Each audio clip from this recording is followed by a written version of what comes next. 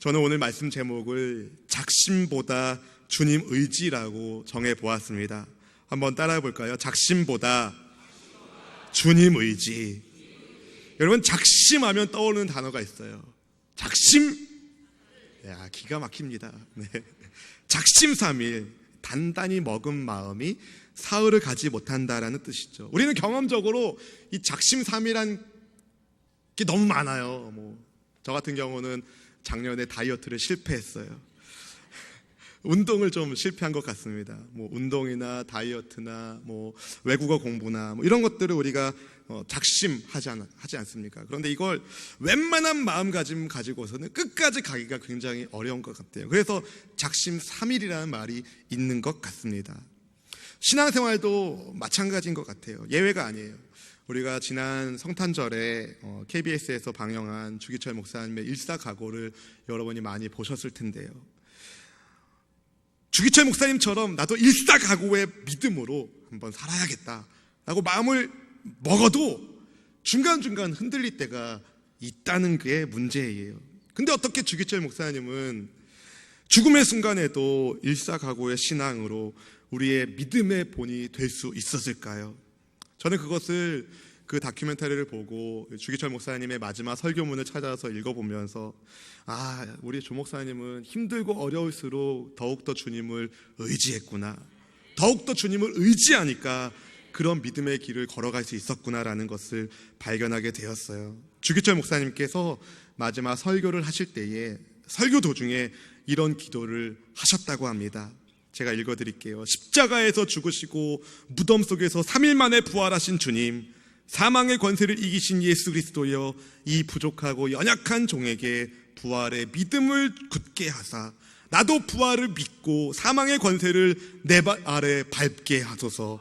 사망아, 너의 이기는 것이 어디 있느냐? 사망아, 너의 쏘는 것이 어디 있느냐?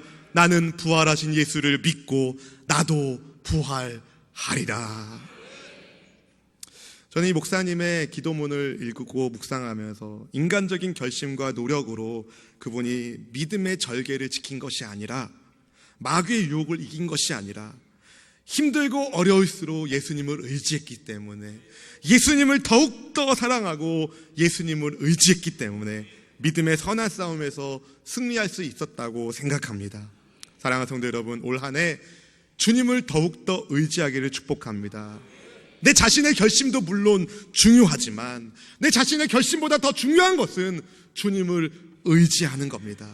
주님을 의지하는 것. 저는 오늘 요한복음 말씀을 통해서 주님을 의지하지 않은 두 사람을 주목해서 보게 되었습니다. 한 사람은 감히 하나님의 아들이신, 하나님의 큰 집의 대제사장이신 예수님을 때린 하인이고, 또 다른 한 사람은 감히 하나님의 아들이신 예수님을 부인한 예수님의 제자 베드로입니다.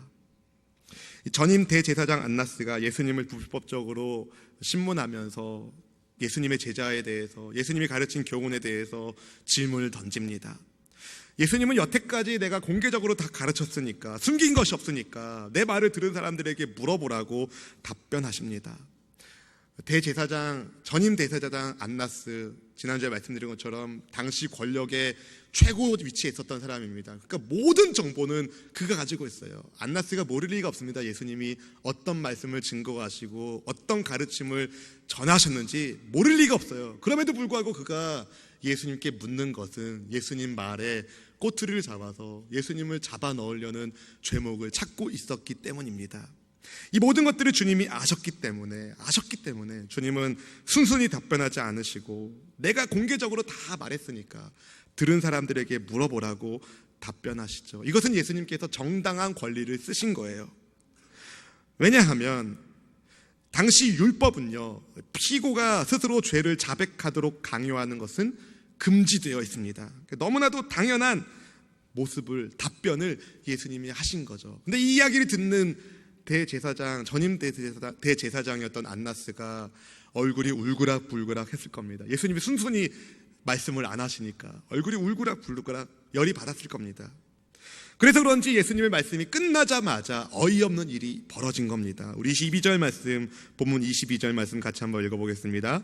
이 말씀을 하심에 곁에 섰던 아랫사람 하나가 손으로 예수를 쳐 이르되 네가 제사장에게 이같이 대답하느냐 하니, 어처구니 없게도 예수님의 말씀을 듣던 경비병 하나가 예수님을 치면서 예를 갖춰라, 네가 감히 대제사장에게 예를 갖춰야지, 순순히 말해라, 막 이렇게 협박하면서 예수님을 때린 겁니다. 여러분, 진리의 주 예수님께서, 하나님의 유일하신 아들께서 맞은 거예요. 대제사장에게 이같이 대답하느냐라고 말하면서 예수님을 때렸는데 그 사람이 못 본 게 있었어요. 예수님이야말로 대제사장 중에 대제사장이시며 하나님의 큰 짐을 맡은 권세의 대제사장인 것을 알아보지 못하고 오히려 이 권력에 유혹이 되어 있는 이 거짓 대제사장에게 잘 보이려는, 영적인 눈은 어두워져 있고 육적인 눈만 떠져 있는 이 사람의 모습을 우리는 보고 있는 겁니다. 이게 거짓 종교인들의 실체예요. 악한 마귀의 손에 놀아나고 있는 세상의 모습이 이렇습니다. 영적인 눈이 어두우니까 예수님을 만나지 못하고 예수님을 오히려 박해하고 천대하고 주를 믿는 성도들을 괴롭히는 것이 세상의 모습입니다. 그런데 예수님을 때린 이 경비병은 그렇다고 쳐도, 아니 베드로는 어떻게 그들과 달리 예수님을 따라다녔고 예수님의 말씀을 가까이에서 들어왔던 제자 중에 제자 베드로는 왜 예수님을 모른다고 공개적으로 부인합니까? 우리 본문 25절 말씀 같이 한번 읽어볼까요?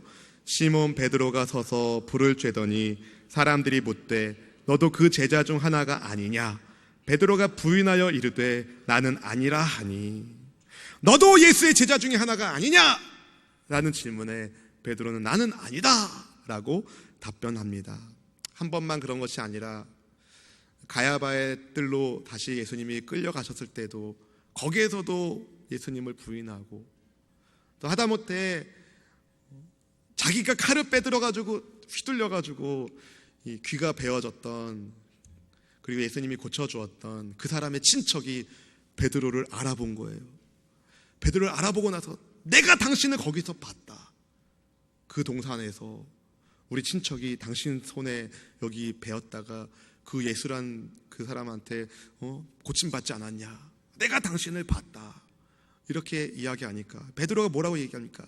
난 모른다, 나는 그를 모른다, 난 예수를 모른다, 예수를 저주한다, 나는 그를 모른다. 예수님을 저주하면서 맹세하면서 예수님을 부인합니다. 베드로는 절대로 주님을 부인하지 않겠다고, 그리고 부인하지 않고 다 부인해도 자기는 예수님을 끝까지 따라가겠다고 다짐했던, 호언장담했던 사람이었어요. 우리가 많이 읽어보았는데 마태복음 26장 35절 말씀, 베드로가 뭐라고 얘기하는지 한번 읽어볼까요? 베드로가 이르되 내가 주와 함께 죽을지언정 주를 부인하지 않겠나이다 하고 모든 제자도 그와 같이 말하니라. 베드로는 주님과 함께라면 감옥에도 가겠습니다, 주님과 함께라면 죽기도 감당하겠습니다 라고 말했던 사람입니다. 누가복음 22장 33절 말씀 같이 한번 읽어보겠습니다. 그가 말하되 주여 내가 주와 함께 오게도 죽는 데에도 가기를 각오하였나이다. 이렇게 일사가고 예수님을 끝까지 따르겠다고 작심했어요. 베드로는 작심했습니다. 그런데 정작 믿음이 필요한 순간에 그는 예수님을 의지하지 않았고 예수님을 부인하고 마른 것이죠. 작심이 무너진 거예요. 작심 3일이 아니에요. 작심 몇 시간. 불과 몇 시간 전에 예수님을 부인하지 않겠다고, 버리지 않겠다고, 불과 몇 시간 전에 말했던 그 작심이 무너진 겁니다. 사랑하는 성도 여러분, 베드로가 넘어졌다면 나도, 저도, 여러분도 넘어질 수 있습니다. 금년 한 해 새로운 각오를 하셨죠? 안 하셨어요? 아마 새해가 되셔서 새로운 각오를 하셨을 겁니다. 하셨습니까? 네. 그런데 여러 차례 여러분 넘어짐을 경험할지 모릅니다. 믿음으로 반응하고자 결심하고 결단하고 마음 먹었지만 주님 부인했던 베드로처럼 넘어지는 경우가 있을 수 있다는 겁니다. 혹시 그렇게 여러분 넘어지셨다면 포기하지 말고 여러분을 보고 계시는 주님께 시선을 맞추십시오. 주님을 바라보는 믿음이 있기를 바랍니다. 우리가 넘어짐 속에서 포기하지 말고 그럼에도 불구하고 여러분을 아시고 사랑하시는 주님 바라보는 믿음이 있기를 주님의 이름으로 축원합니다. 그래서 작심보다 주님을 의지하셔야 돼요. 사랑하는 성도 여러분, 베드로의 넘어짐을 예수님이 모르셨습니까? 아셨습니까? 아셨어요. 누가복음 22장 34절 말씀은 이렇게 말합니다. 같이 한번 읽어볼까요? 이르시되 베드로야 내가 네게 말하노니 오늘 닭 울기 전에 내가 3번 나를 모른다고 부인하리라 하시니라. 예수님의 말씀대로 베드로는 주님을 3번 부인했고 그가 주님을 3번 부인했을 때에 곧 닭이 운다고 본문 27절이 말하고 있습니다. 사랑하는 성도 여러분, 믿음의 형제자매 여러분, 왜 예수님께서는 베드로가 주님을 부인하기도 전에 그가 예수님을 3번 부인할 거라는 말씀을 하셨을까요? 예수님은 베드로가 깨닫기를 원하셨어요. 그가 주님을 부인했을 때에 주님께서 자기에게 하신 말씀을 기억하고 다시 예수님께 돌아오기를 주님이 기대하셨던 겁니다. 그래서 주님은 베드로를 위해서 이런 기도를 하셨습니다. 누가복음 22장 32절 말씀 같이 한번 읽어보겠습니다.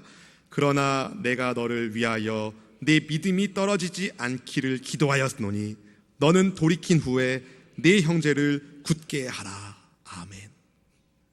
예수님은 베드로가 돌이킨 후에, 다시 말해서 넘어짐 속에서 인생살이를 끝내는 것이 아니라 넘어짐 속에서 다시 주님 바라보고 주님 말씀 기억하고 다시 일어나서 회개하고 형제를 굳게 할 믿음의 사람이 된다는 것을 주님은 이미 베드로를 보고 아신 겁니다.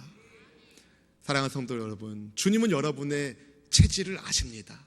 우리가 얼마나 연약한 존재인지 주님이 모르지 않으세요. 우리의 믿음이 연약한 것도 아시고 우리의 굳은 결심이 사실은 모래 위의 집같이 연약한 것인 것도 아십니다. 그럼에도 불구하고 주님은 여러분에게 말씀하시는 거죠.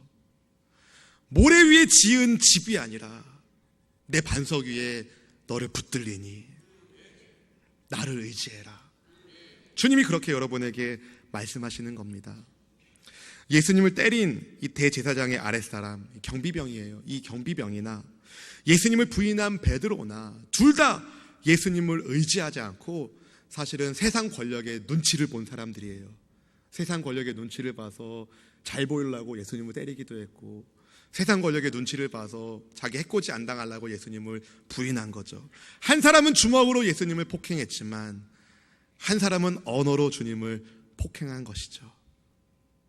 근데 이 두 사람이 똑같이 예수님을 부인하고 부정하고 예수님께 폭력을 가했지만 결정적으로 다른 것이 있었습니다.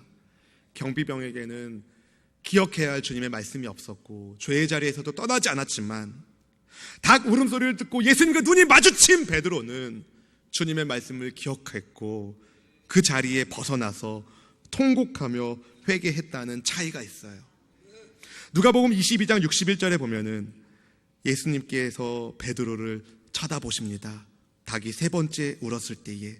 우리 누가복음 22장 61절 62절 말씀 같이 한번 읽어보겠습니다.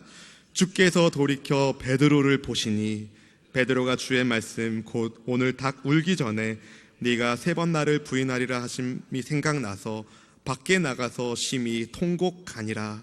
아멘. 주님의 말씀이 생각났다는 거예요. 주님을 부인하는 그 자리에 있는 자신을. 예수님께서 끌려가는 도중에 돌이켜 자기를 보시는데 예수님의 눈빛이 자기를 책망하고 채찍질하는 눈빛이 아니라 예수님의 눈빛이 그래 내가 너를 안다.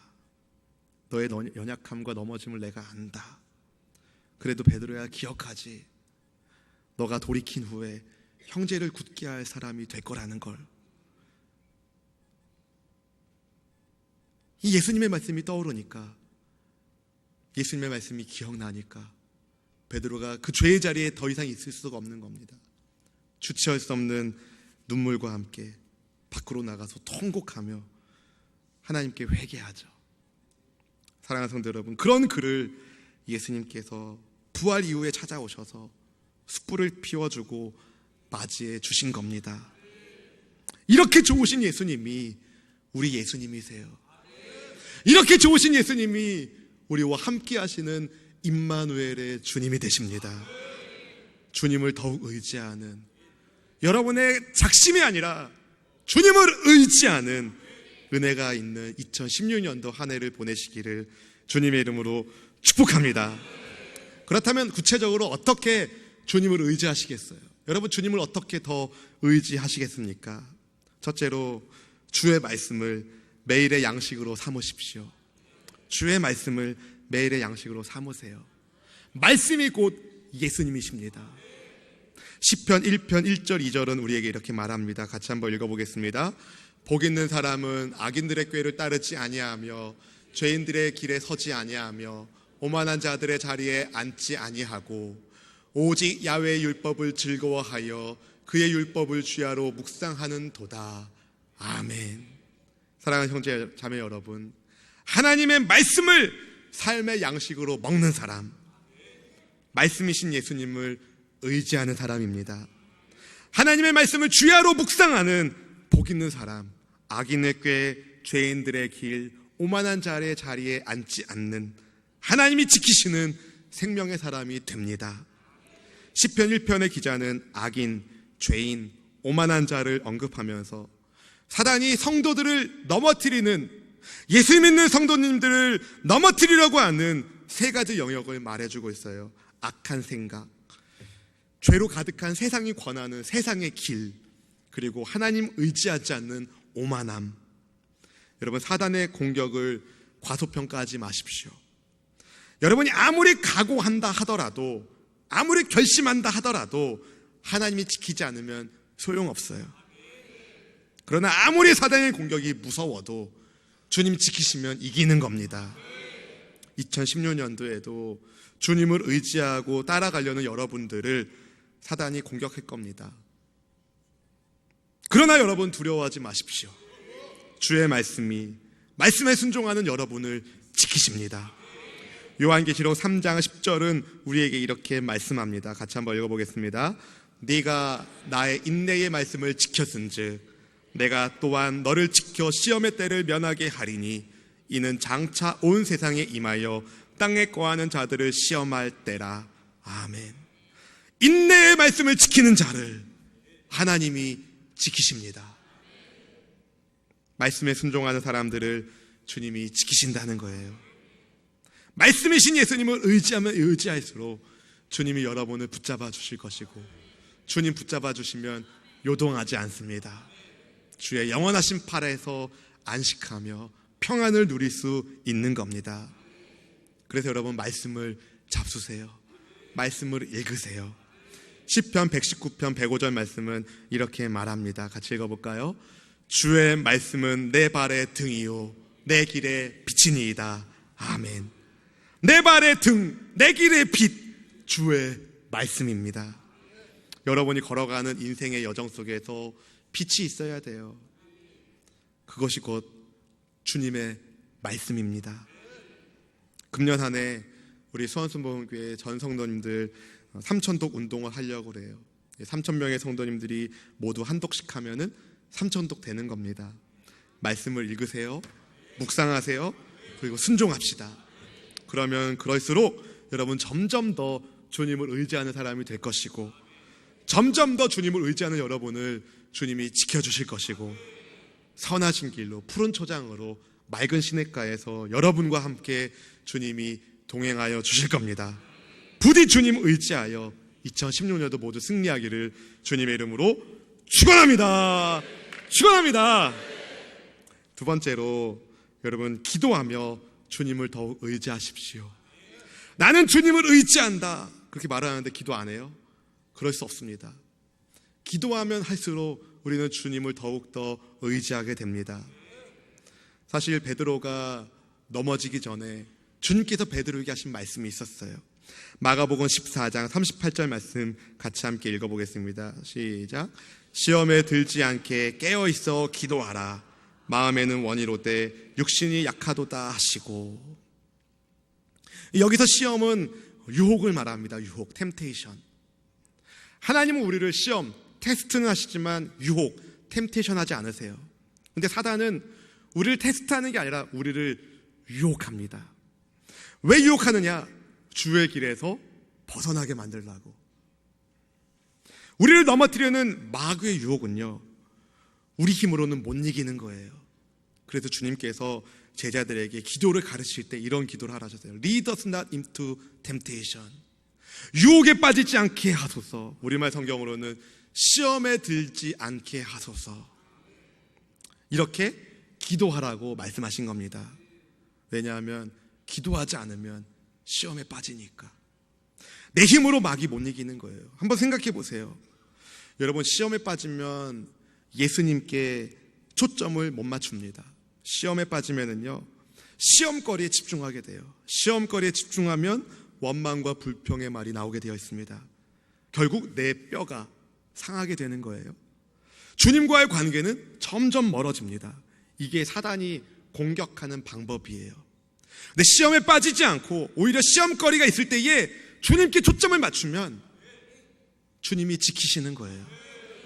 왜냐하면 사단은 주님께 초점을 못 맞추려고 우리에게 시험거리를 던지는 건데, 유혹거리를 던지는 건데, 오히려 우리가 주님을 보니까, 오히려 주님을 바라보니까 사단이 에이 소용없네 하고 떠나가게 되는 겁니다.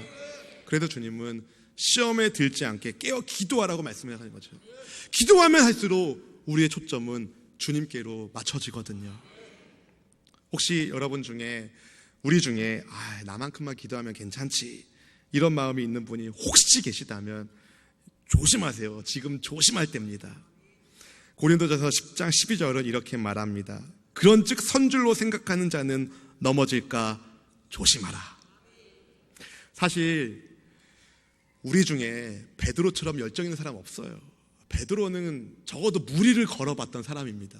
믿음 하나만으로 열정 가지고 무리를 걸어봤던 사람이라고요. 근데 그런 베드로가 넘어졌다니.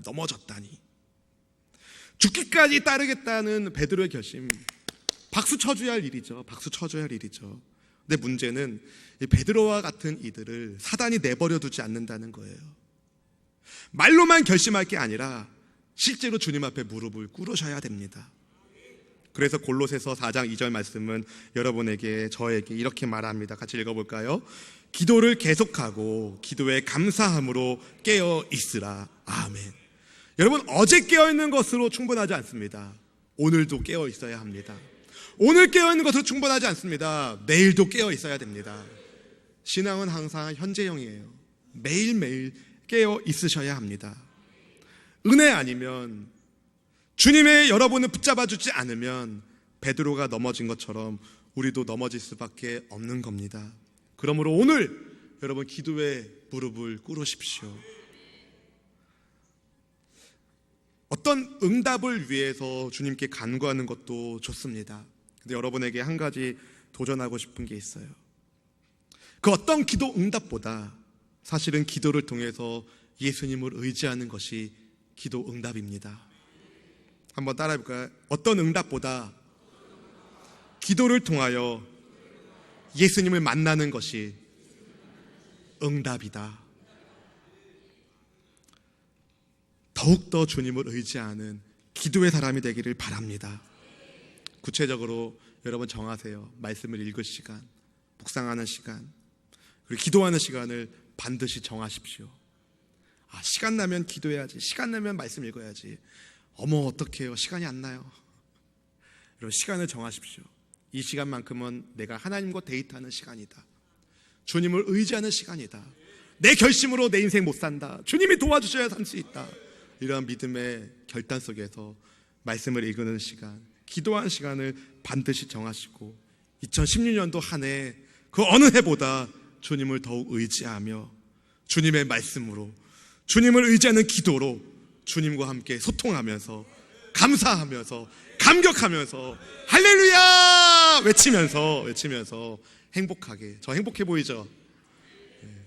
행복하게 주님 따라가는 우리 모두가 되기를 주님의 이름으로 축원합니다.